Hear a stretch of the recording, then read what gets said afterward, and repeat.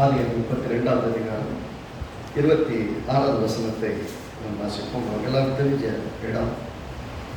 ஆதியாகமம் 32வது அதிகாரம் 26வது வசனம். அவர், நான் போகட்டும், பொழுது விடுகிறது என்றார். அதற்கு அவன், நீர் என்னை ஆசீர்வதித்தால் ஒழிய உம்மை போக விடேன் என்றார். அவர், உன் பேர் என்ன என்று கேட்டார். யாக்கோபு என்றான். அப்பொழுது அவர், உன் பேர் இனி யாக்கோபு என்னப்படாமல் இஸ்ரவேல் என்னப்படும். தேவனோடும் மனுஷரோடும் போராடி மேற்கொண்டாயே என்றார். கர்த்தர் நல்லவர்.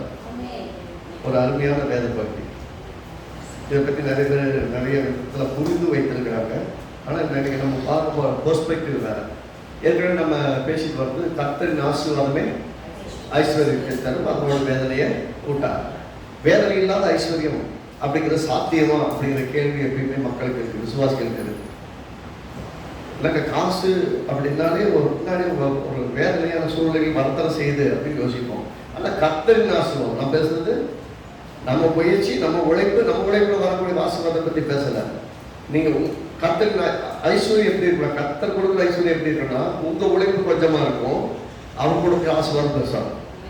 அப்படின்னா நான் உழைச்சேன், நான் சம்பாதிச்சேன், நான் நல்லா இருக்கேன் அப்படி இல்லை. நான் உழைச்சதுக்கு மேல கர்த்தரை ஆசீர்வதிக்கிறான். நான் பிரயாசப்பட்டதுக்கு மேல கர்த்தருக்கு கொடுக்கிறான். நான் யோசிச்சதுக்கு மேல கர்த்தரை உயர்த்துகிறான் இருக்கிறது வந்து அது நீங்கள் நான் செய்ய முடியாது.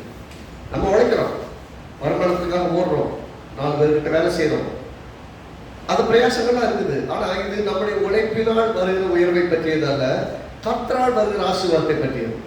இங்க நல்ல ஒரு பிக்சரை பாருங்க. இந்த பகுதி எல்லாருக்குமே நல்லா தெரியும். கர்த்தர், அதாவது அண்ணனை ஏமாத்திட்டு ஆசீர்வாதம் வாங்கிட்டு, அப்பாவை ஏமாத்திட்டு ஆசீர்வாதம் வாங்கிட்டு, ஒண்ணுமே எல்லாம் வெறுங்கையோட போனவன். நல்லா கவனிக்கிறோம். அண்ணனை ஏமாத்தி சிரேஷ்ட புத்திர பாகத்தை வாங்கிட்டான். அப்பாவை ஏமாத்தி அண்ணனுக்கு போக வேண்டிய சிரேஷ்ட புத்திரனுக்கு போக வேண்டிய ஆசீர்வாதத்தை வாங்கிட்டான். அப்போ சொத்துலையும் பங்கு கிடையாது அவனுக்கு, சொத்துலையும் ஒரு பங்கு அவனுக்கு இல்லை, வாங்கிட்டான். அதே மாதிரி அப்பாவுக்கு மனசார அவனை ஆசீர்வதிக்கிற ஆசீர்வாதத்தையும் வாங்கிட்டான். ஆனா கிளம்பி போகும்போது பார்த்தீங்கன்னா கையில ஒண்ணும் இல்லாம போறான்.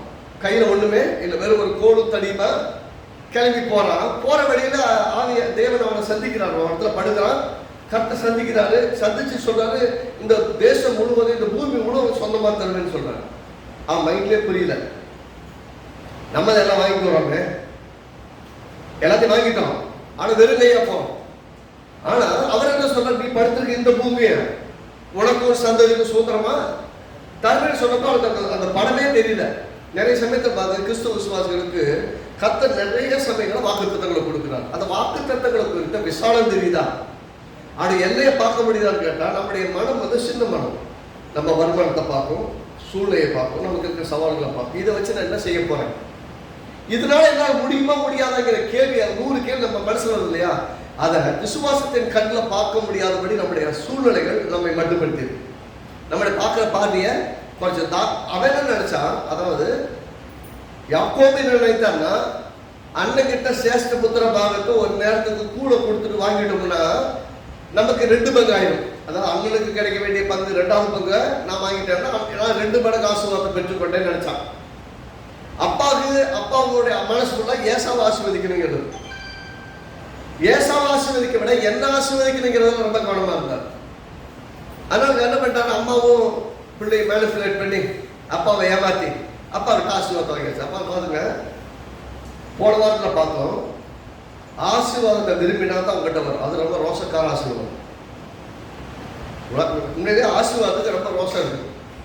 விரும்பாதவங்கிட்ட வரவே வராது, விரும்பாதவங்கிட்ட சேரவே சேராது. சங்கீதம் 109:19 வாசிச்சோம், 28 வாசிச்சோம் சரியா? 17 சொல்லுது. சங்கீதம் 109:17 சொல்லுது, அவன் ஆசீர்வாதத்தை விரும்பினால் அவனுக்கு வரும். அவன் ஆசீர்வாதத்தை விரும்பாம போனா தூரமா போயிருமா. அவன் சாபத்தை விரும்பினால் அது வரும். அப்படியே இருந்தா தோஷமா இருந்தா ஒரு சைடை திருப்பி கொண்டு வேண்டியதான். விரும்பினால் வரும். நீங்க ஆசீர்வாதத்தை விரும்பினா ஆசீர்வாதம் வரும், சாபத்தை விரும்பினா சாபம் வரும். நீங்க ஆசீர்வாதம் வேணான்னு சொன்னீங்கனாலே நீங்க டிஃபால்ட்டா என்ன சொல்றீங்க, எனக்கு ஆசீர்வாதம் வேணாம், சாபம் வேணும். சாபம் வேணும் வாய்த்தன்னு சொல்ல மாட்டோம். ஆனா எனக்கு ஆசீர்வாதம் வேணாம்னு சொல்லும் போது நம்மளையே அறியாமல் ஒன்று தெரிந்து எடுத்துக்கொள்ளும். ஆண்டவர் சொல்றாரு, உங்களுக்கு முன்னாடி உபாகம் 30 வாசிக்கிறேன், உங்களுக்கு முன்னாடி ஆசீர்வாதம் வைக்கிறேன், சாபத்தை வைக்கிறேன், நன்மையை வைக்கிறேன், தீமையை வைக்கிறேன், ஜீவனை வைக்கிற, மரணத்தை வச்சுட்டு ஜீவனை தெரிந்து கொள்ளுன்னு 19 வசனத்தை சொல்லவும் சொல்லிட்டார் வாயார. ஆதாவுக்கு சொல்லாம இல்லை பழப்பி விட்டாரு, ஆதாம் தப்பு பண்ணிட்டான், அவரால் நாங்கெல்லாம் தேவையில்லாம் மாட்டிக்கிட்டோம். சரி, ஓகே. இப்ப ஆண்டவர் தான் சொல்லிட்டாரு ஜீவனை தெரிந்து கொள்ளுங்க. அப்படின்னு அர்த்தம், ஜீவன் என்கிறதுல ஜீவன், ஆசீர்வாதம், நன்மை, இதெல்லாம் நீங்க சூஸ் பண்ணிக்கணும். இல்லைங்க அதை தெரிஞ்சு எடுக்கலைங்கன்னு சொன்னீங்கனாலே ஏதாவது ஒன்னோட நீங்க வாழ்ந்தாகணும். ஒன்று நன்மை தீமையோட, நன்மையோட வாழணும், இல்லை தீமையோட வாழணும், இல்லை ஆசீர்வாதத்தோட வாழணும், இல்லை சாபத்தோட வாழணும், இல்லை ஜீவன்ல வாழணும், இல்லை மரணத்துல வாழணும்.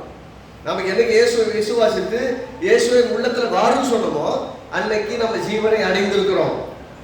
ஆக்சுவலா நம்ம ஆள வேண்டிய ஆளு ஜீவனை அடைந்து அவருடைய ஆளுகை செய்வார்கள். பைபிள் வசனம் ரொம்ப தெளிவா இருக்கு. நமக்கு தான் எப்பயுமே குழப்பம். சொன்னவருக்கு எந்த குழப்பம் கிடையாது. அவர் ஸ்ட்ரெயிட்டா ஒரு லைன்ல சொல்லிட்டார். நமக்கு என்ன பிரச்சனை, ஆள வேண்டிய நாம் அடிமைகளை போல வாழ்ந்துட்டு இருக்கிறோம். ஆசீர்வாதமாய் வாழ வேண்டிய தேசத்துல ஆசீர்வாதமாய் வாழாம இருக்கிறதுக்கு காரணம் நம்முடைய புரிந்து கொள்ளுதல் இருக்கிற பிரச்சனை. கடவுள் சொன்னதுல இந்த மாற்று கருத்துமே கிடையாது. அவரை பொறுத்த வரைக்கும் இந்த கானான் தேசத்தை உனக்கு கொடுத்தேன்னு சொன்னா அவர் கணக்கில் கொடுத்தாச்சு. நல்லா கவனிக்க. இப்படி பாருங்களேன், எகிப்திலிருந்து தான் தேவன் அவர்களை வெளியே கொண்டு வர முடிந்தது. திரும்ப சொல்றேன், எகிப்திலிருந்து தான் தேவன் அவர்களை வெளியே கொண்டு வந்தது.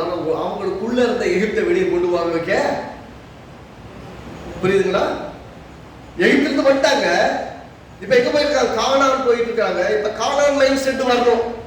பாலும் தேனும் ஓடுகிற நல்ல விசாலமான தேசத்துல வாழ போறேன் அப்படிங்கிற மைண்ட் வரணும். வரவே இல்லை. எப்படி எங்க என்ன சின்ன தேவை வந்தாலும் பழைய வீட்டை இருப்பாங்க, பழைய வீட்டை இப்படிதான் நிக்கிறாங்களோ ஒழிய நான் ஆசீர்வாதத்துக்கு நோக்கி போறேங்கிற பார்வையே இல்லை.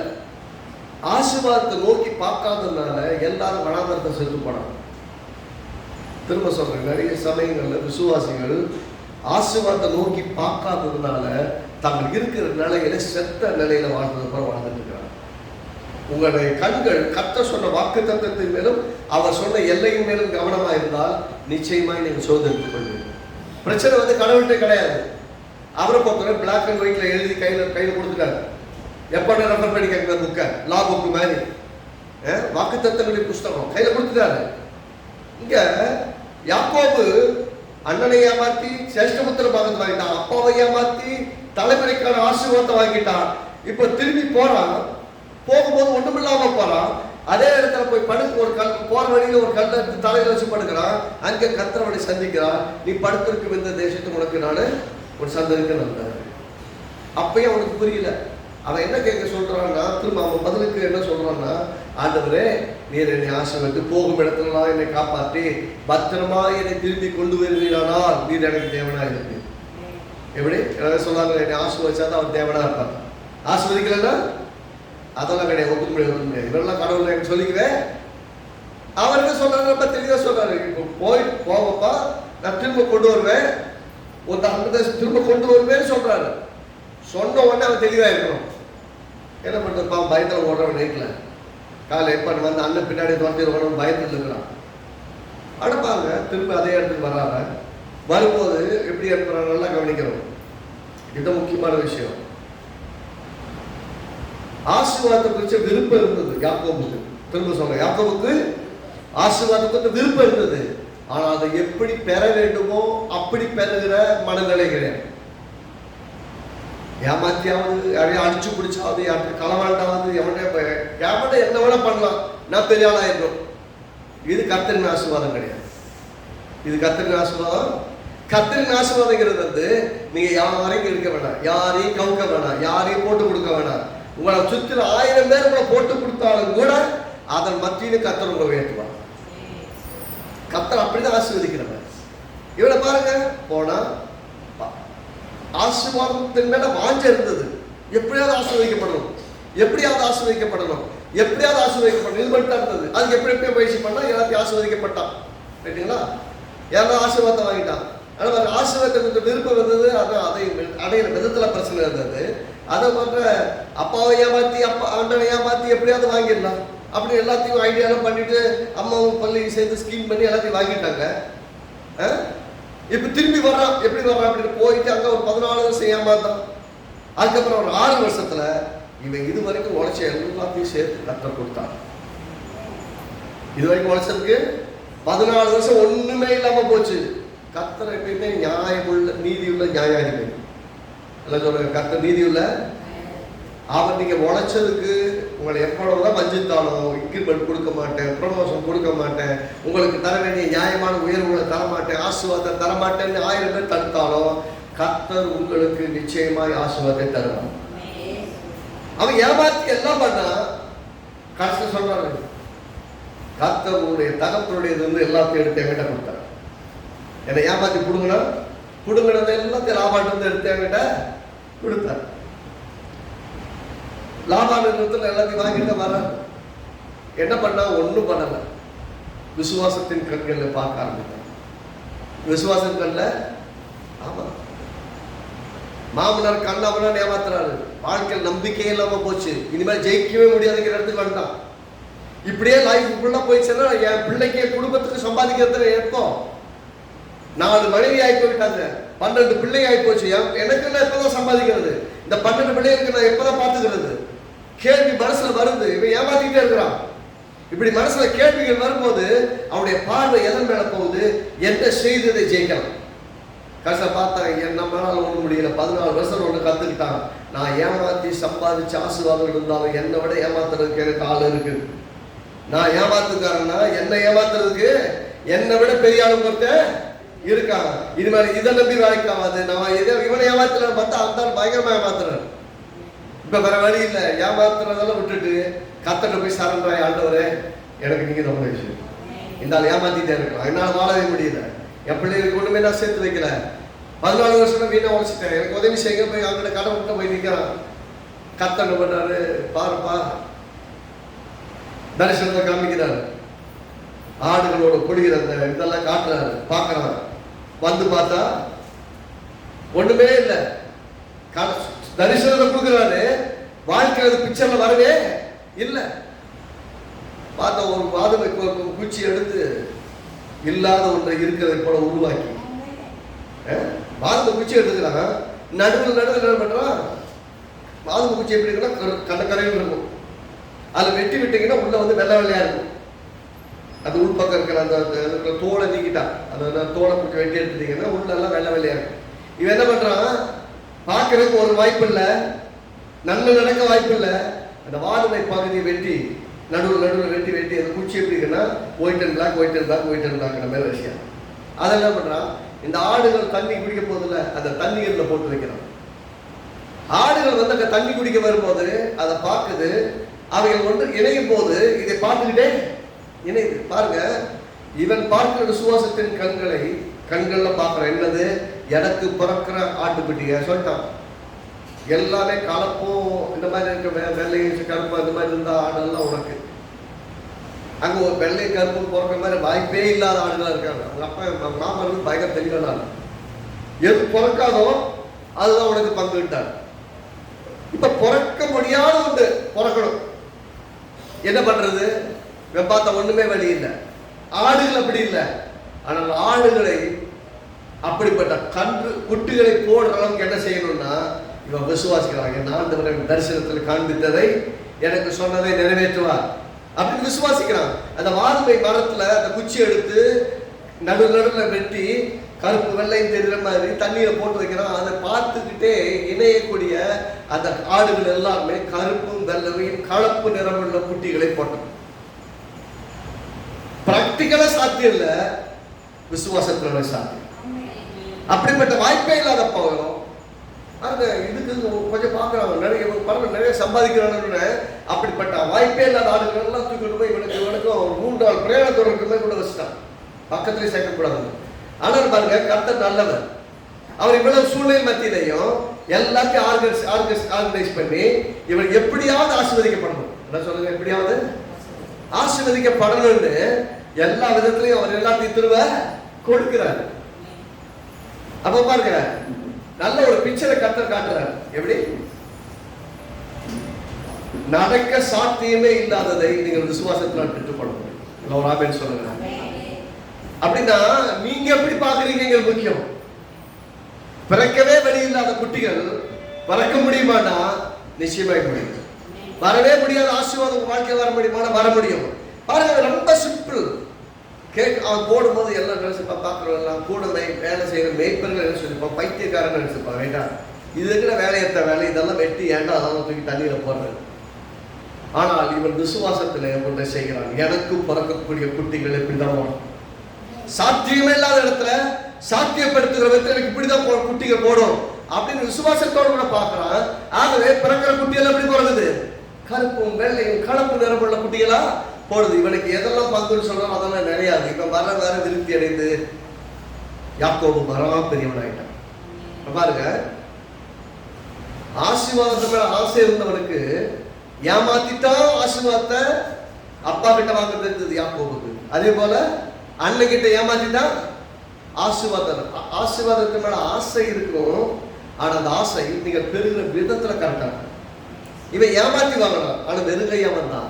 வெறுங்கையா வந்தவனை கத்த 2 பரிவாரங்களை ரெடி பண்ணிட்டு இப்ப 4 மனைவி அவளை வேலைக்காரங்க 2 பரிவாரங்களை பிரிச்சு அனுப்புறாங்க. அண்ணன் கிட்ட போய் சந்திக்கிறதுக்கு முன்னாடி இவனுக்கு உயிருக்கு வேற பயம். அண்ணன் எங்க கொண்டு ஓடுவோம் அந்த பையன். என்ன சொல்லிட்டு நாம என்னைக்கு வர்றான கொண்டு ஓடுன்னு சொல்லி வச்சிருக்கான் அண்ணன். அடுத்தவனை நேரில் சந்திக்க பயத்தோடு இருக்கிறான். அந்த நிலைமையில தான் நல்லா பார்த்துக்கங்க, ஏமாத்தி ஆசீர்வாதத்தை வாங்கினா பின்னாடியே பயமும் திகுலும் இருக்கும். நீங்க நம்பிக்கையோட உழைக்கிற கர்த்தருடைய உழைச்சு சம்பாதிச்சாலும் கூட இதுலயும் என்னோட சேவிங் இருக்குமா, பத்திரமா வைக்க முடியுமான்னு கேள்விகள் இருக்கும். ஆனா கர்த்தரின் ஆசீர்வாதம் ஐஸ்வர்யத்தாங்க. அதோட வேதனை இல்லாத விதத்துல ஏதாவது கர்த்தர் தருவார். இவன் சம்பாதிச்ச ஆசீர்வாதம் ஊரை விட்டு ஓட விட்டுச்சு. வெறும் கோலும் தடிமா ஓடினான். அப்பாவை இழந்தான், அம்மா இழந்தான், எல்லாம் இருக்கிறாங்க. யாரோட இருக்க முடியல. உயிருக்கு பயந்து ஓட வேண்டியதாகி போச்சு. ஆசீர்வாதம் இருக்கு. அப்பா கிட்ட ஆசீர்வாதம் வாங்கிட்டான், அண்ணனை ஏமாத்தி வாங்கிட்டான். ஆனா அவன் ஒன்றும் இல்லாத படம் கிளம்பி போறான். ஆனா திரும்பி வரும்போது கர்த்தரின் ஆசீர்வாதத்துல 2 பரிவாரத்தோட வரான். மாமனார் ஏமாத்திர மாமனார் இருந்து எல்லாத்தையும் எடுத்து கர்த்தர் கொடுத்தார். ஆமே. நம்மளை ஏமாத்துவாங்க, வஞ்சிப்பாங்க. இந்த உலகம் அப்படிப்பட்ட உலகம். நமக்கு கொடுக்காம இருக்கிறதுக்கு என்னெல்லாம் செய்யணுமோ அத்தனை பிளானையும் பக்காவா பண்ணுவாங்க. ஒன்றும் நம்ம பெற்றுக்கொள்ளக்கூடாது. இது பிசாசுடைய எண்ணம். அந்த எண்ணங்களை இன்னும் நமக்கு அதிகாரியா இருக்கக்கூடியவங்கிட்ட அல்லது நம்ம குடும்பத்தில் இருக்கவங்கிட்ட மண்டையில வந்து பிரிச்சு விட்டு நமக்கு கொடுக்காம இருக்க என்னெல்லாம் செய்யணும் எல்லாம் செய்வோம். ஆனா கர்த்தர் நமக்கு கொடுக்கிறேன்னு வாக்கு பண்ணினார்னா இது எல்லாத்தையும் தாண்டி நமக்கு கொடுப்பார். நமக்கு முன்னாடி இருக்க பார்க்காதீங்க, இந்த பின்னாடி வேலை செய்யறான ஒருத்தன் அவனை யோசிங்க. என்னைக்கு நீங்க ரட்சிக்கப்பட்டீங்களோ அன்னிலிருந்து கர்த்தருடைய பிள்ளைகள் நீங்க உங்களுக்குள்ள ஆவியான பாடுங்க. அவங்களை விட்டு விலகிறது இல்லைங்கள. ஏன்னா உங்க ஆவி உயிரோட இருக்குன்னா என்ன அர்த்தம்? ஆவியாக உள்ள இருக்காருன்னு அர்த்தம். ஆவிய உள்ள வாழ்ந்துட்டு இருக்காரு அர்த்தம். அவர் உள்ள இருக்கிறதுனாலதான் இன்றைக்கும் தேவன் மேல ஆசை இருக்கு, தேவனை பற்றியான அந்த விசுவாசம் இருக்கு, நம்பிக்கை இருக்கு, வாழ்ந்துட்டு இருக்கோம். இன்னும் ஏசப்பா அற்புதத்தை செய்வார்னு வழியில கேட்டுட்டு இருப்போம். இல்லாட்டினா அந்த உலகத்தோட உலகமா கரைஞ்சி காணாம போயிருக்கு. 2 பரிவாரத்தோட வர்றவனுக்கு உயிர் மேல பாயம். அண்ணனுக்கு கிஃப்ட் எல்லாம் அனுப்புறாரு. 2 பேருக்கு கிஃப்ட் அனுப்பி 2 பேர் முன்ன கொஞ்சமா கிஃப்ட தனித்தனி அனுப்புறாரு. ஆடுல முன்னாடி கூப்பிட்டு போங்கப்பா, அதெல்லாம் கொஞ்சம் கொடுத்து அவனை கூல் பண்ணிட்டு போய் சேர்றேன். அப்படிப்பட்ட நிலைமை இருந்தாலும் இவன் போய் சேர்றதுக்கு முன்னாடி திரும்ப அதை 32, 26 வாட்சம் இல்லையா, எழுதி போய் அங்கே உட்காந்து கத்துக்கிட்ட 26 வாட்சம் என்ன சொன்னாரு? ஆண்டவரே என்னை ஆசீர்வதி. அவர் வந்து நான் போக விட்டுக்கிறாரு, என்னை விட்டு நான் போறேன்னு. பொழுது விடுகிறது. கர்த்தர் அதற்கு அவன், நீர் என்னை ஆசீர்வதித்தாலுடைய உங்களை போக விட. ஏன்னா என்னை ஆசீர்வதித்தாலுடைய போக விட மாட்டேன். ரொம்ப சாடினா நிற்கிறாரு. ஆனா 26 அந்த சினாரியோ பாருங்க. உயிர் பயத்தில் நிற்கிறான். போனா அன்னை கொண்டு வருவான் என்ன சொல்லி இருக்கிறான். அதுக்கு பயத்த ஊர் விட்டு ஓடி வந்தான். இப்ப திரும்பி போறேன், எங்க அண்ணன் என்ன கொண்டு வாங்கிற பயம். நல்லா கவனிங்க, கை நிறைய காசு இருக்கு, சொல்ல போனா சொத்து தானே நிறைய இருக்கு கிட்ட. ஆனா அண்ணன் கிட்ட போனா கொண்டு வாங்கிற பயமும் இருக்கு. ஏன்னா அண்ணனை ஏமாத்தி முதல் பிள்ளைக்கு வர வேண்டிய ரெட்டத்தனையான ஆசீர்வாதம், ஒரு ஆசீர்வாதத்தை சேஷ்ட புத்திர பாகத்தினுடைய ஆசீர்வாதத்தை வாங்கிட்டான். அண்ணன் ஆசீர்வதிக்கணும் அப்பா நினைச்சாரு, இவன் ஏமாத்தி போய் அண்ணனை வேஷம் போட்டு அண்ணனுடைய ஆசீர்வாதத்தை வாங்கிட்டான். ஆசீர்வாதத்தில் மேல ஆசை இருந்தது, வாங்கின விதம் தப்பு. ஆனா நல்லா கவனிக்கணும், இந்த குழந்தைய வயிற்றில் இருக்கும் போதே ரெபெக்கா சொல்றாங்க, மூத்தவன் இளையவனை மூத்தவன் இளையவனை சேமிப்பான். ரெண்டு ஜாதிகள் பிரியணும் முன்னாடியே கர்த்தருடைய வார்த்தை வந்தது. அப்படின்னா கடவுளுடைய தெரிந்தெடுப்பு யாக்கோபு, நல்லா கவனிக்க, கடவுளுடைய தெரிந்தெடுப்பு யாக்கோபு. யாக்கோபின் சந்ததியிலே தேவன் ஆசீர்வாதத்தை தர தீர்மானம் பண்ணிட்டாரு. ஆனா யாக்கோபுக்கு தெரியாது, ரெபெக்காளுக்கும் புரியல. அதாவது ரெபெக்காள்கிட்ட தான் சொல்றாங்க, அம்மா நீ பெற்றுக்கொள்ள வாய்ப்புக்குள்ள 2 பிள்ளை போராடிட்டு இருக்குன்னு சொல்றீங்கல்ல, அந்த 2 பிள்ளையில மூத்தவன் பெரியவன் வந்து இளையவனை சேமிப்பான்னா அவனுக்கு மேல இளையவன் தான் பெருசா இருப்பான் அப்படின்னு கர்த்தர் சொல்றாரு. ஆனா இளையவனுக்கு இந்த ஆசீர்வாதம் போகணும்னு அம்மா நினைச்சது, இவனுக்கும் ஆசீர்வாதம் வரணும்னு நினைச்சான். ஆனா என்ன புரியலன்னா, ஏமாத்தி வாங்குறதல்ல, கர்த்தரின் ஆசீர்வாதம். கர்த்தரின் ஆசீர்வாதம் எனக்கு ஐஸ்வர்யத்தை தரும், வேதனை இல்லாத ஐஸ்வர்யம் எனக்கு வரும்னு அப்படி பார்க்கல. நான் சொல்றேங்க, நீங்க யாரையும் ஏமாத்தாதீங்க. கடைக்கே போனீங்க, ஒரு 10 ரூபா எக்ஸ்ட்ரா கொடுத்தா கூட இந்தாப்பா வச்சுக்கோ, உங்க காசு உனக்கு. ஏமாத்தியே நம்மகிட்ட பொருள் வித்தாலும் கூட அவனுடைய காசு அவனுடைய, நம்முடைய காசு. நம்ம ஏமாந்துட்டு வரக்கூடாது, ஏமாத்திட்டு வரக்கூடாது. சொல்லுங்க, ஏமாந்துட்டு வரக்கூடாது, ஏமாத்துறோம். ஒருவேளை உங்களை ஏமாத்தினாலும் கூட அதை பத்தி கவலைப்படாதீங்க. நான் என்ன சொல்றேன்னா, இவங்க ஏமாத்தினாங்கன்னா யாக்கோபை லாபான் அப்படி ஏமாத்தினான். ஆனா கர்த்தர் திரும்பி வரும்போது 2 பரிவர்த்தனை ஆனார். அந்த தீமையை நன்மையினால் ஜெயிக்கிறதுக்குல அது வந்து உங்களுடைய ஆட்டிடியூட் எப்படி வரும்? ஆவியானோட உதவினால தான் வரும். ஏமாத்துறாங்கன்னு தெரிஞ்சோ நீங்க ஏமாறாத மாதிரியே நடிப்பீங்க பாருங்க. ஏமாத்துறாங்கன்னு தெரியும், ஆனா நீங்க ஏமாத்த மாதிரி காட்டிக்க மாட்டீங்க. சரி எடுத்துட்டு போட்டோம், உங்களை ஏமாத்திட்டா நான் நினைச்சு அப்பா தான் நான் வந்தேன், ஏமாத்திட்டேன், ஓட்ட உடசம் கொடுத்து அனுப்பிட்டு அவங்க வாங்கிட்டு போயிட்டாங்கன்னு நினைச்சிட்டு இருப்பாங்க. நான் ஓட்ட உடசம் கொடுத்துட்டான்னு தெரிஞ்சதை வாங்கிட்டு வந்துருப்பீங்க, நீங்க ஒண்ணுமே கண்டுக்காத மாதிரி வருவீங்க. ஆனால் கர்த்தர் உங்களை எதிர்க்க பார்க்குறேன். அந்த சூழ்நிலை நீங்க எப்படி ரெஸ்பாண்ட் பண்றீங்க, என்ன விதமா நீங்க நடந்துக்கிறீங்க, என்ன விதமான பேசுறீங்க, என்ன விதமான என்ன நிலையில நீங்க இருக்கீங்க கர்த்தர் கவனிக்கிறார். அப்போ கர்த்தருடைய பார்வை உங்களை குறித்து எப்படி இருக்குதுன்னா ரொம்ப தெளிவா இருக்கு. உங்களை குறித்த வாக்குத்தத்தம் தெளிவா இருக்கு, உங்களை குறித்த தரிசனம் தெளிவா இருக்கு, உங்களை குறித்த முன்னோட்டங்கள் தெளிவா இருக்கு. பிள்ளைகள் பிறந்து நன்மை தீமை அறிவதற்கு முன்னாடியே மூத்தவன் இளையவனை சேவிப்பான்னு சொல்லிட்டாரு. சொன்னதுக்கு அப்புறம் தான் யாக்கோபும் ஏசாவும் பிறக்கிறாங்க. பிறந்ததுக்கு அப்புறம் எப்பயுமே பாத்தீங்க, இவனுக்கு இப்படி சொல்லிட்டாங்கன்னா அம்மா என்ன சொல்றாங்க, அப்பா நீதான் ஆசீர்வாதமா இருக்கணும், நீதான் ஆசீர்வாதமா இருக்கு, நீதான் ஆசீர்வாதமா இருக்கு. அப்ப ஆசீர்வாதம் இருக்கு, குறுக்கு வழி எல்லாம் முயற்சி பண்ணான். ஆனா அவங்க மாமா காமிச்சாரு, அடே அப்பா உனக்கு மேல நான் அப்பண்டான்னு காமிச்சேன். நீ ஏமாத்துறதுக்கு பேர் என்னது? யாக்கோபு. யாக்கோபு என்னது? எத்தன், ஏமாத்துக்காரன். நீ ஏமாத்துக்காரன், உன்னை விட நான் ஏமாத்துக்காரன்டா அப்படின்னு ஏமாத்தி காமிச்சாரு. அப்பதான் புரிஞ்சது, இல்ல ஏமாத்தி பொழைக்க முடியாது, கர்த்தரை நம்பிதான் பொழைக்கணும்னு எனக்கு தெரிஞ்சுக்கிட்டதால உயிர் பயத்தில் இருக்கிறாங்க. கர்த்தர் ரொம்ப அருமையா சொல்றாரு, என்ன நீ என்னை ஆசீர்வதித்தாங்களே என்ன உண்மை கவனிங்க. ஆசீர்வாதத்தின் மேல அவனுக்கு இருந்த வாஞ்ச, அந்த ஆசையை பாருங்க. அண்ணனை ஏமாத்தி வாங்கினா, அப்பாவை ஏமாத்தி வாங்கினா, ஆனா ஆண்டவர்கிட்ட வந்து ஏமாத்தி வாங்கின விசுவாசத்தோடு நிற்கிறான். என்ன ஆசீர்வதிக்காம நான் போவேன். அப்ப நான் இது வரைக்கும் பெற்ற ஆசீர்வாதம் நல்லா கவனிக்கணும். ஆசீர்வாதம் நிறைய பேர் பணம், பொருள், பொண்ணு, வெள்ளி எப்படி நினைச்சிட்டு இருக்கிறோம். இவங்கிட்ட எல்லாமே இருக்கு, பொண்ணு இருக்கு, வெள்ளி இருக்கு, ஆடு மாடு இருக்கு, பெரிய குடும்பம் இருக்கு, நிறைய வேலைக்காரங்க இருக்காங்க. வரும்போது பெரிய ராணுவம் மாதிரி வர்றான். ஆனாலும் போய் நிக்கிறான், என்னை ஆசீர்வதித்தான் உண்மை. அப்ப இவன் எதிர்பார்க்கிற ஆசீர்வாதம் என்ன? அவன் கேட்கிற ஆசீர்வாதம் பணத்தையும் பொருளையும் இல்ல, இந்த பயத்திலிருந்து ஒரு பெரிய விடுதலை. அண்ணன் கொன்றுவானுங்கிற பயம், அது வந்து விடுதலை. ஒரு பெரிய உள்ளத்துல ஒரு பெரிய சமாதானம். நான் போகும்போது என் தேவன் என் கூட வர்றாரு, நான் அங்க போனேன்னா நான் ஒரு ஆசீர்வாதமான மனுஷன் அதே தேசத்துல, இந்த தேசத்துல திரும்ப கொண்டு வருவேன், இந்த தேசத்துல உன்னை வாழ வைப்பேன், இந்த தேசத்தை உனக்கு ஒரு சந்ததிக்கு வாக்குத்தத்தமா நான் கொடுத்திருக்கிறேன், இது உன் பிள்ளைகளுக்கெல்லாம் நான் கொடுப்பேன்னு சொன்னவர் உண்மையில் அந்த தேசத்துல நான் வாழ போறேன்னு நினைச்சிட்டு வர்றான். பாத்தீங்களா? அந்த வாழ போகிற இடத்துல வர முடியாதபடி ஒரு விதமான பயம், ஒரு விதமான தடை, ஒரு விதமான என்ன ஓட்டங்கள் போராட்டங்கள் நிக்குது இல்லையா, அந்த போராட்டங்களுக்கு ஆவியான ஊழிய செய்கிறார். அதனால ஜெபம் பண்ற, ஆண்டவரே என்னை ஆசீர்வதித்தாலுடைய பாருங்க வந்து இப்ப ஆசீர்வாதத்தை கரெக்டா புடிச்சுட்டு வந்து நிக்கிறான்.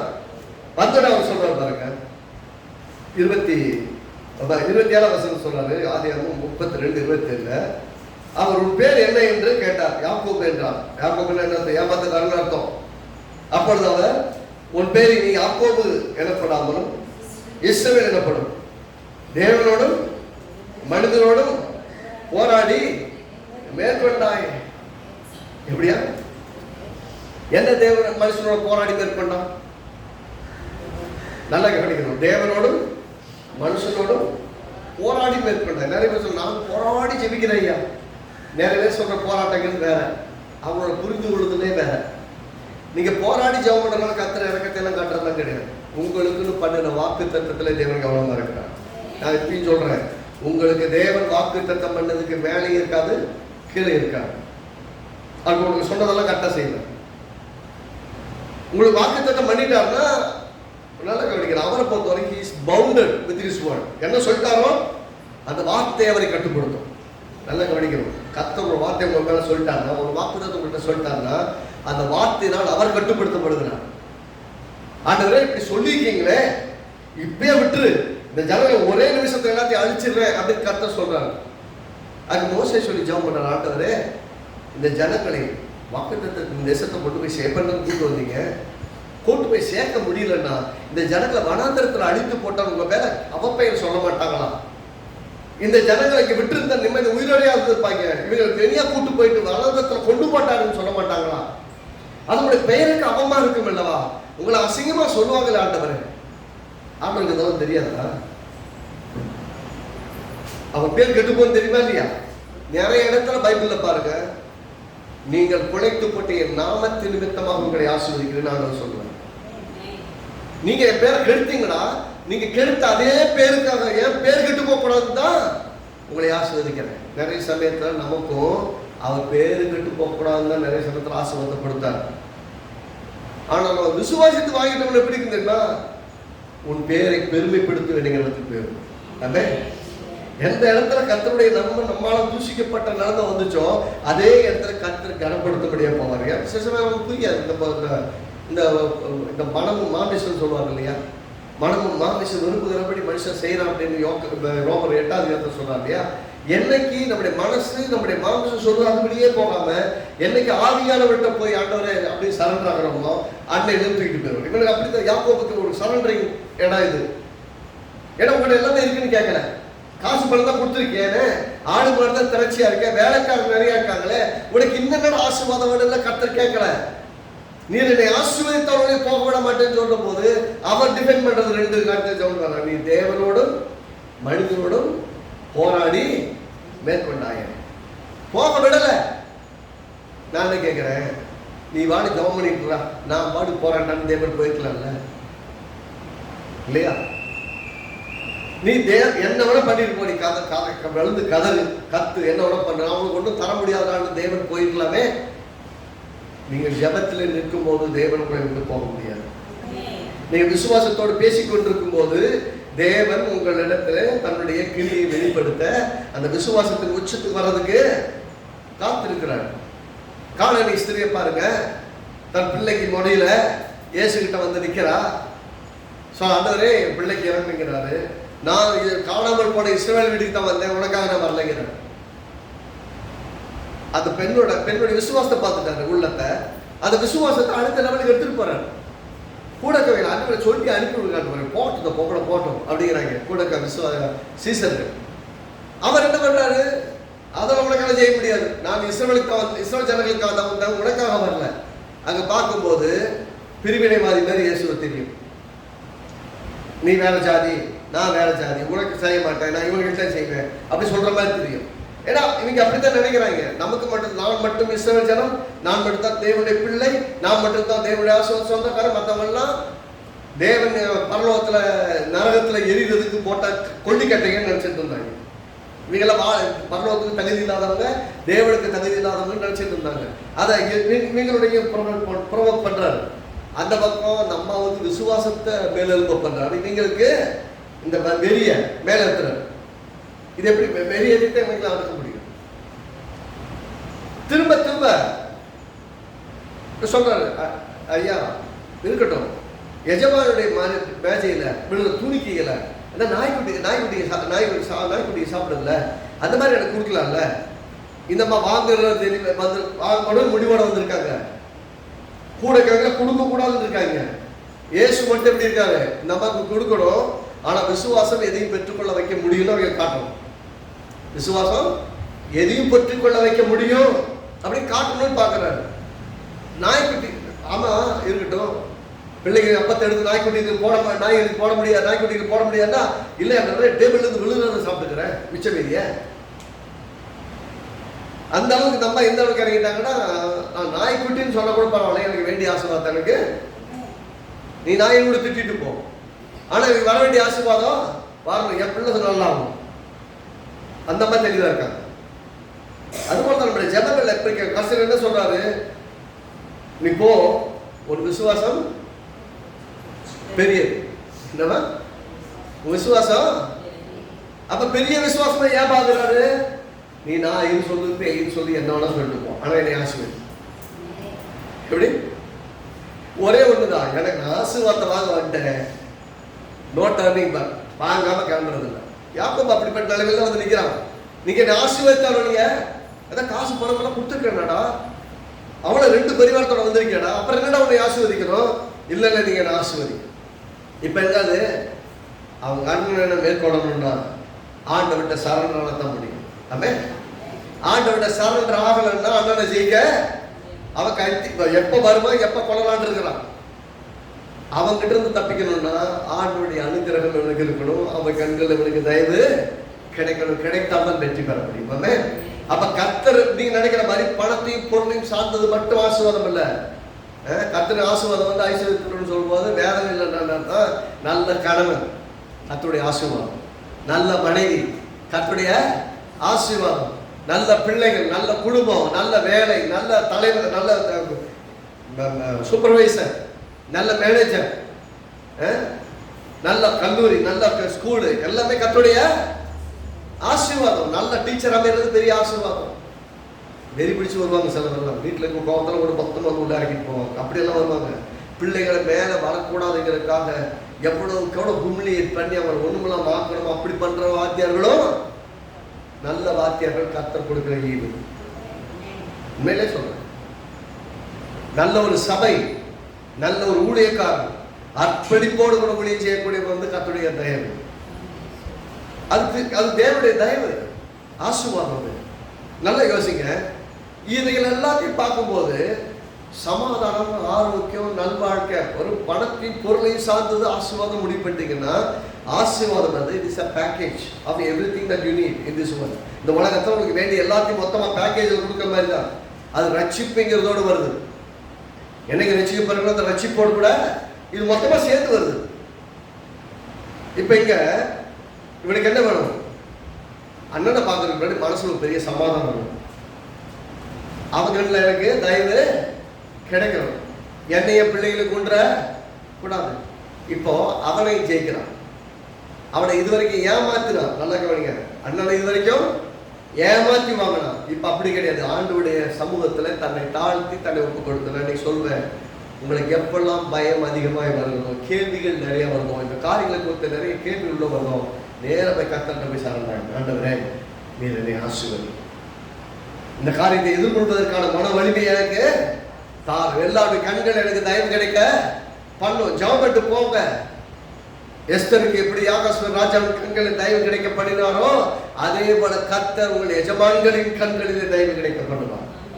உங்களுடைய உழைப்பின் எல்லைகள்ல, வேலைகள் எல்லைகள்ல, குடும்பத்தின் எல்லைகள்ல, உறவுகளின் எல்லைகள்ல, எல்லா இடத்துலையும் தேவன் உங்களுக்கு தயவை கட்டிடுவார். அது தேவனுடைய ஆசீர்வாதம். அது என்ன மாதிரி தெரியலங்க, எனக்கு மட்டும் நல்லா கவனிச்சுக்கிறாங்க அப்படின்னீங்கன்னா அது கர்த்தருடைய தயவு. உங்களுக்கு மட்டும் பார்த்து பார்த்து கொடுக்குறாருன்னு சொன்னா, உங்களை பார்த்து பார்த்து ரட்சித்து இருக்கிறாரு, உங்களை பார்த்து பார்த்து நேசித்து உங்களை வாழ வச்சுட்டு இருக்கிறாரு. அப்படின்னா உங்களுக்கு கொடுக்காம யாருக்கு கொடுக்கிறது? ரொம்ப எளிமையாக சொல்கிறோம், உங்களை ரொம்ப நேசிக்கிறார். இந்த உலகத்தில் யாருமே நேசிக்க முடியாத அளவுக்கு தேவன் உங்களை நேசிக்கிறார். நீங்கள் அந்த மாதிரி அன்பை வந்து எங்கேயுமே சந்திக்க முடியாது. அவரோட நீங்கள் நேரத்தை மட்டும் செலவழித்து பார்த்துருங்க. அவருடைய சமூகத்தில் உட்கார்ந்து அவரோட உறவாடி பாருங்க. அவர் வேற லெவலுக்கு எடுத்துட்டு போயிடுவார், வேற லெவலுக்கு எடுத்துட்டு போயிடுவார். நம்ம அவரோட உறவாடுறதுல இருக்க பிரச்சனை தான் பிரச்சனையே. உறவாடுறது நம்ம புத்தி கட்டு போயிடும், உலகத்தோட கலந்துடும். அந்த உலகத்தை நான் சொன்னேன் இல்லையா, இஸ்ரேல் ஜனங்களை எகிப்து தேசத்திலிருந்து வெளியே கொண்டு வந்தவரால இஸ்ரேல் தேச அந்த இஸ்ரேல் ஜனங்களுக்கு உள்ள இருந்த எகிப்தின் பழக்க வழக்கம், அந்த ஆட்டிடியூட் ஆஃப் ஈஜிப்ட், அந்த முறைமைகள், அந்த பழக்க வழக்கங்கள், அந்த வாழ்க்கை முறைகள், அதுல இருந்து வெளியே எடுத்து போட, அடிமை புத்தி எடுத்து போட முடியல. இது எடுத்து போறது தான் அங்க ஒரு 10 அற்புதத்தை செஞ்சாரு, வனாந்தரத்தில் அத்தனை அற்புதத்தை செஞ்சாரு.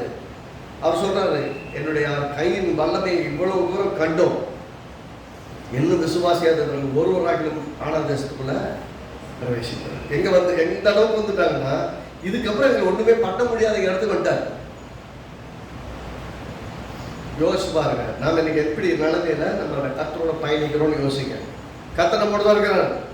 நம்ம டெய்லி நம்ம அவர் தேடுறோமா இல்லையோ, நல்லா கவனிங்க, டெய்லி நம்ம அவரை தேடுறோமா இல்லையோ, டெய்லி அவர் நம்மை யோசிக்கிறார், கேர் பண்றார், நம்மளை நடத்துகிறார், நம்மளை பாதங்கள் இடராதபடிக்கு தூதர்களை எழுப்பி காப்பாற்றுகிறார்.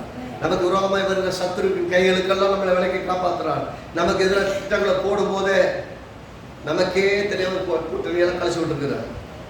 நமக்கு எதிராக ஸ்கீம் பண்ண எல்லா ஸ்கீமையும் கெடுத்து விட்டுருக்கிறார். நமக்கு தெரியல, நமக்கு தெரிஞ்சு 10, நமக்கு தெரியாம 1000, அத்தனை தீங்கு காப்பாற்றி இருக்கிறார். நான் சொல்ல, கர்த்தரின் ஆசீர்வாதம் உங்களுக்கு ஐஸ்வர்யத்தை தரும்னு சொல்றோம், அதோட வேதனை கூடாது. வேதனை இல்லாமல் வாழ்வதற்கான விதத்தை கர்த்தர் நடத்துவார். இந்த பயத்தில் இவன் கேட்கிறாங்க, நீ தேவனோடும் மனிதனோடும் போராடி மேற்கொண்டாயங்கிறார். அப்ப தேவனோட என்ன போராடனா? தேவன் தரமாட்டேன்னு சொன்னவர்கிட்ட கேட்டு வாங்கிட்டானா? இல்ல இல்ல இல்ல, இவனுக்கு சொல்லப்பட்ட விஷயத்தை உறுதியாய் பற்றி கொண்டு சுய புத்தியில ஜெயிக்கல. நீ கர்த்தர்கிட்ட போய் சரண்டர் ஆயிட்டு கர்த்தரை ஆசீர்வதிக்கும்படி செய்து விட்டான். ஆமென். கர்த்தரை வந்து நீங்க கையெல்லாம் திருப்பிட்டு கையை முறிக்க ஆசீர்வாதம் வாங்க முடியாது. கர்த்தர் ஆசீர்வதிக்கணும்னா ஒரே ஒரு வழிதான், போய் நெடுஞ்சால் கிடையாத சரண்டர் ஆயிடும். ஆண்டவரே, நான் ஒப்பு கொடுக்குறேன், என்னால் முடியலான்றவர், நீங்க எனக்கு ஹெல்ப் பண்ணுங்க. உண்மை தவிர எனக்கு ஹெல்ப் பண்ணுறதுக்கு யாருமே இல்லை. இந்த விஷயத்துல நீங்க தான் வந்து எனக்கு ஹெல்ப் பண்ணி ஆகணும்னு போய் எப்போ ஒப்பு கொண்டிருக்கீங்களோ அப்பொழுது கர்த்தர் உங்களுக்காக வேலை செய்வார். அது வரைக்கும் கர்த்தரோட வேலை செய்ய சொல்றேன். நீங்க உங்க காரியத்தை பார்த்துக்கிறேன்னு முயற்சி பண்ண வரைக்கும் கர்த்தர் உங்க காரியத்தை பார்க்க முடியாது. உங்களுக்கு பார்க்கறதுக்கு உதவி செய்வார். ஆனா என்னால முடியல, நீங்க எனக்கு ஹெல்ப் பண்ணுங்க ஆண்டவரேன்னு சொல்லி சொன்னீங்கன்னா உங்களை வச்சுதான் செய்வாரு. நல்லா கவனிங்க, அவர் எனக்கு வேலை செய்ய மாட்டார். நல்லா கவனிங்க, உங்களை வச்சுதான் செய்வாரு. ஆனா அந்த அது வரைக்கும் நீங்க செஞ்சதை விட இப்ப சிறப்பாக உங்க கையாலேயே காரியங்களை நடத்துவார். நீங்க உங்க புத்திசாலித்தனத்தை செய்யறதில்ல, ஆவியாருடைய உதவியோடு செய்வீங்க.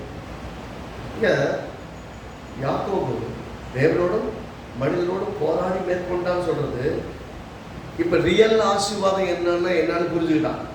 உண்மையான ஆசீர்வாதம் என்ன? கர்த்தரின் ஆசீர்வாதம் தான் உண்மையான ஆசீர்வாதம். நான் ஏமாற்றி வாங்கினதெல்லாம் ஆசீர்வாதமே கிடையாது.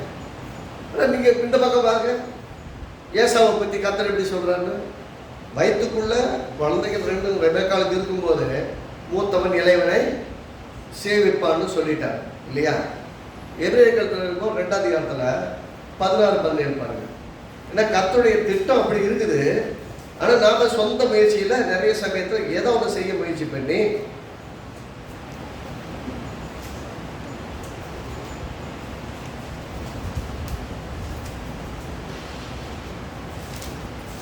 எபிரேயர்கள் 12ஆம்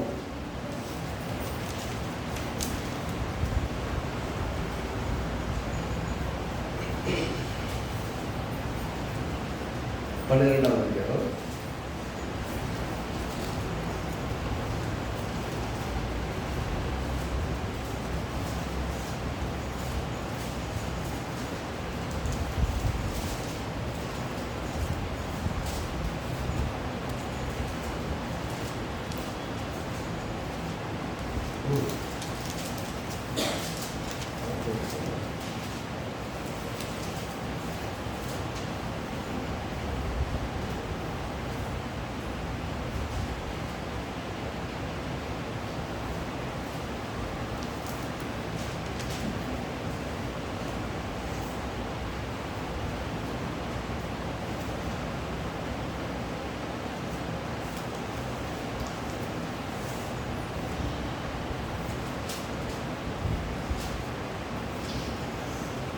வசனத்தை மாற்றி நினைக்கிறேன். ஆக்சுவலாக பார்த்தீங்கன்னா கர்த்தர் சொல்ற ஒருவன் ஆகிலும் ஏசாவை போல ஒருவேளை ஆகாரத்துக்காக தன் சேஷ்ட புத்திரனை பெற்று போட்ட ஒரு மனுஷனால் இருக்கவே கூடாது. ஆகாரத்துக்காக ஒரு சாப்பாட்டுக்காக தன் சேஷ்ட புத்திர பாகத்தை விற்று போட்ட ஏசாவை போல இருக்கக்கூடாது அப்படின்னு நமக்கு அறிவுரை சொல்றாங்க. அப்படின்னு என்ன அர்த்தம்? ஏசா மாதிரி நம்ம ஆயிடக்கூடாது. எப்படி இருக்கணும்? ஒரு ஆசீர்வாதத்தை சுதந்திரித்து கொண்டவர்களாய் வெற்றியுள்ள ஒரு வாழ்க்கை வாழ்கிறவர்களாய் நாம் இருக்கணும். அப்போ ஒரு நேரம் சாப்பாடு எனக்கு பெருசுன்னு யோசிச்சா, ஒரு நேரம் சாப்பாடு எனக்கு பெருசு அப்படின்னு யோசிச்சுட்டா. ஆனால் கர்த்தர் பாருங்க அப்படியே மாத்துறாரு. மல்கியா தீர்க்கதரிசி புஸ்தகம் அது இதைத்தான் அங்கே எக்ஸ்பிளைன் பண்ணியிருப்பாரு. மல்கியா தீர்க்கதரிசி புஸ்தகம் 1ஆம் அதிகாரம் பாருங்க. 1ஆம் அதிகாரம் 3ஆம் வசனம். மல்கியா 3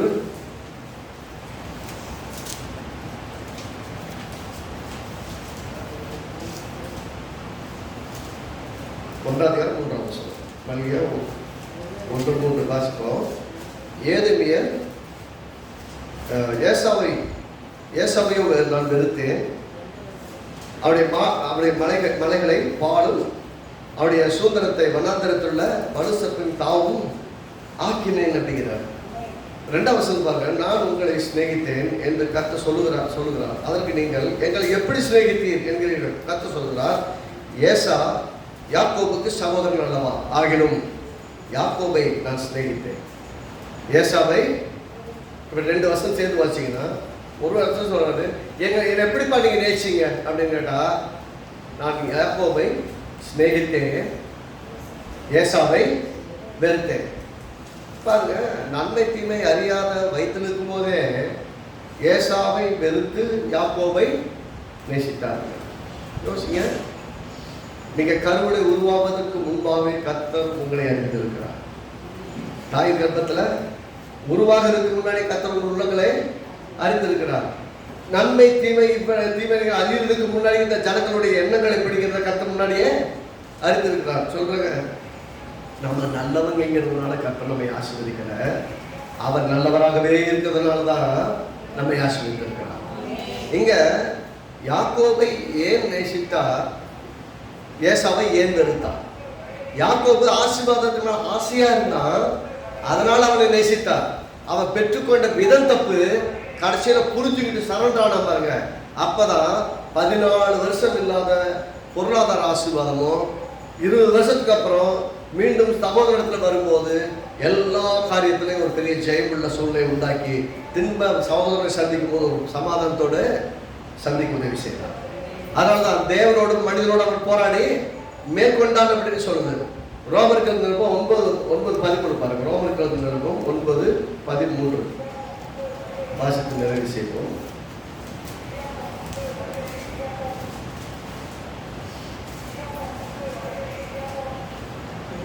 யாக்கோபு 9:13. அப்படியே யாக்கோபை சிநேகித்து ஏசாவை வெறுத்தேன் என்று எழுதியிருக்கிறது. மல்கியாவை பற்றி சொல்றாரு. மல்கியா 1ஆம் அதிகாரம் 2ஆம் வசனத்தை சொல்றாரு. என்ன சொல்றாரு? நான் யாக்கோபை சிநேகித்து ஏசாவை வெறுத்தேன். ஏன் வெறுத்தேன்? நல்லா கவனிக்கணும். ஏன் வெறுத்தாரு? போன வாரம் பார்த்தா அவன் ஆசீர்வாதத்தை விரும்பாமல் போனான். அது அவனை விட்டு ஏசாவுக்கு ஆசீர்வாதத்துக்கு மேலாம் அது கிடையாது. கர்த்தர் சேஷ்டபுத்திர பாகத்தை மூத்தவனுக்கு என்று தேவன் அழைக்க பண்ணி கொடுத்தார். அதாவது சொத்துல 1 பங்கு எக்ஸ்ட்ரா, சொத்துல 1 பங்கு எக்ஸ்ட்ரா. அது மூத்தவனுக்குரிய தகுதி. எனக்கு மூத்தவனுக்குரிய தகுதிக்குரிய இந்த ஆசீர்வாதத்தை எனக்கு வேணாம்னு ஏசா நினைச்சா. ஆனா யாக்கோபு அந்த மூத்தவனுக்குரிய ஆசீர்வாதம் எனக்கு வேணும்னு நினைச்சான். நினப்பு தப்பு, பெற்றுக்கொண்ட விதம் தப்பு. ஆனால் நான் மூத்தவனாக இருக்க வேண்டும் என்று இளைவனா இருக்கவனுக்கு ஒரு பெரிய ஆசை.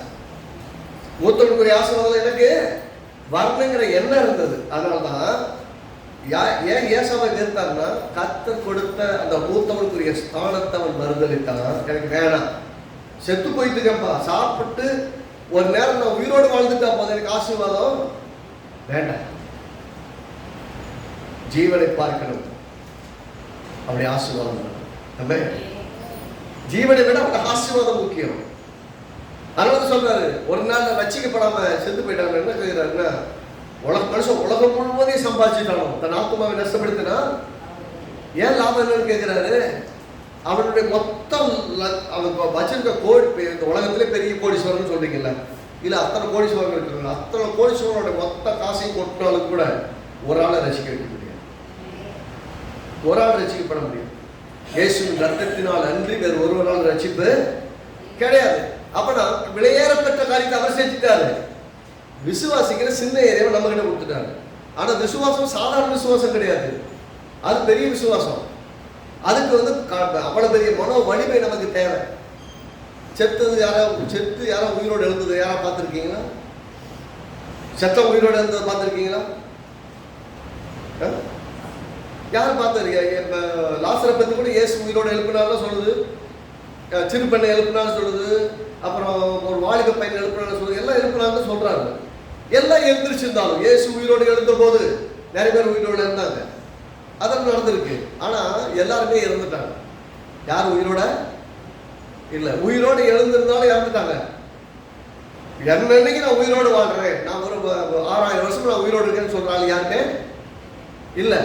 அப்படி உயிரோடு இருக்கிற ஒரே ஒருத்தர் தேவன் மட்டும். அப்ப தேவன் மட்டும் தான் உயிரோடு இருக்கிறாரு. உயிர் தள்ளதுங்கிற ஒண்ணு, நம்பிக்கையே கண்ணிலேயே பார்க்காத ஒண்ண விசுவாசித்து தான் நீங்க ரட்சிக்கப்பட்டீர்கள். இயேசு என்னுடைய பாவங்களுக்காக மரித்தார், எனக்காக உயிரோடு எழுந்தார், எனக்காக பிதாவின் வலது வாசத்திலே இருக்கிறார் என்று விசுவாசித்து தான் ரட்சிக்கப்பட்டீங்க. அப்போ ரட்சிப்பு எப்படி ஆரம்பிக்கிறதுனா, நம்பவே முடியாத மிக பிரம்மாண்டமான ஒன்றை நம்பிதான் இயேசுவை ஏற்றுக்கொண்டிருக்கிறார். செத்து உயிரோட குறைச்சதையே நம்ப முடியாது, பார்த்ததில்ல, அவ்வளவு பெரிய விசுவாசத்தை உடவுகளா இருக்கிற நீங்க, உங்களுக்கு பண்ணின வாக்கு தத்துவத்தின் மேல மட்டும் 1000 கேள்விகள் வருது. உங்களுக்கு நான் செய்வேன்னு சொன்ன கர்த்தர் சொன்ன வார்த்தையில அவன் தப்பிடுவாரு தவறிடுவாரு நீங்க எப்படி சொல்ல முடியும்? ஏவாள் பாவம் செஞ்ச உடனே ஆதாம் கிட்ட வந்து சொல்லும்போது சொல்றாரு, ஏவாள் சொல்ற, உன் வித்துக்கும் அவள் வித்துக்கும் பகையை உண்டாக்குமே. அப்பயே பிளான் பண்ணிட்டாரு. இப்ப உலகத்தோட முன்னாடி பிளான் பண்ணாரு தான், அங்கேயே சொல்லிட்டாரு. இயேசுவை பலியாவும் போட்டுட்டாரு, உயிரோட எழுந்துட்டாரு, பிதாவின் வலதுபாசத்துல இருக்கிறாரு. அடையாளம் என்ன? ஆவியான நம்ம இருக்கிறதான் அடையாளம்.